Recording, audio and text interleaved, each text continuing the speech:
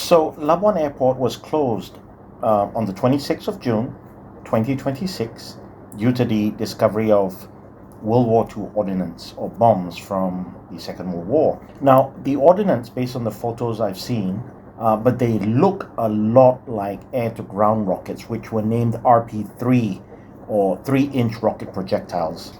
These rockets were mounted beneath the wings, usually of a Bristol Beaufighter or a de Havilland Mosquito bomber that the Australians flew during the Second World War, and especially during the invasion of Labuan. And after Labuan had been captured and the Australians began using the Labuan airfield. So these two aircraft were involved in the pre-invasion, that means the attacks on the Japanese airfield at Labuan, and then afterwards they landed and they were based out of Labuan.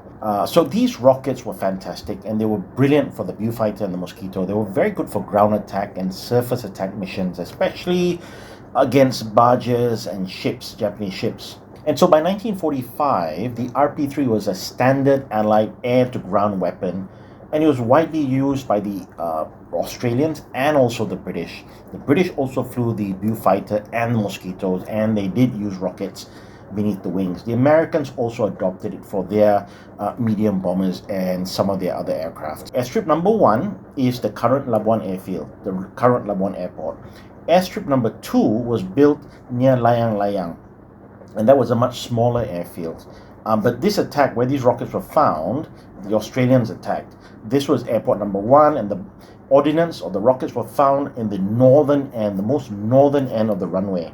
The airport itself today is on the western side of the runway, and the Royal Malaysian Air Force uses the southern end for its cargo and transport aircraft, and sort of the northern end for its fighters.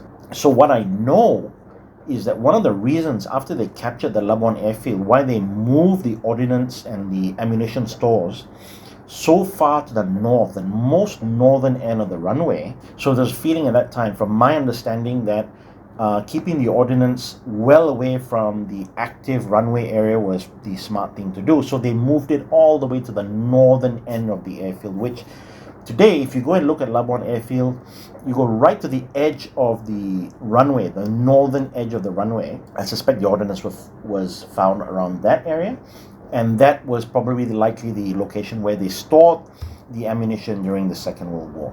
Do we know if there are more ordnances out there? Who knows? It's one of those things, I think it's impossible to tell.